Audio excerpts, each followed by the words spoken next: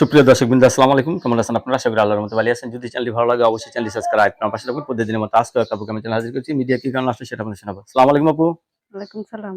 আপু ভালো আছেন? হ্যাঁ ভাই ভালো আছি। আপুর কি বিয়ে শাদী হয়েছে? না, এখনো বিয়ে শাদী হয়নি। ফ্যামিলিতে কে আছে? একটু মাছ ফ্যামিলিতে মানে হ্যাঁ, আমরা ফ্যামিলি ২ টা বোন আছি, একটা ছোট ভাই আছে। বাবা মা কেউ আছে? মা আছে।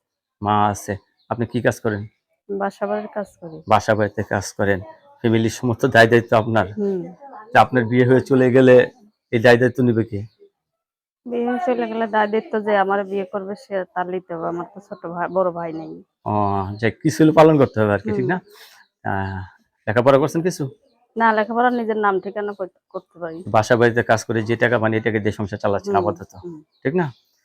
তো এখন আপনি বিয়ে বসতে চাচ্ছেন, আপনাকে দেখে তো অনেক মানে বউ চলে গেছে, বউ মারা গেছে, এই সমস্ত পুরুষরা যদি আপনাকে বিয়ে করতে চায়? সে যদি আমার দায়-দায়িত্ব লয়, বউ চলে গেছে, সবাই তো আর এক না। এক না, ঠিকই আছে। আপনি রাজি আছেন? হুম।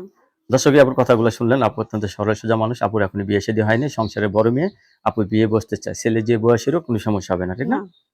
আপনার কাছে ধন্যবাদ আমার চ্যানেল সময় দেওয়ার জন্য। পরবর্তী একটি ভিডিওর জন্য অবশ্যই অপেক্ষা করবেন।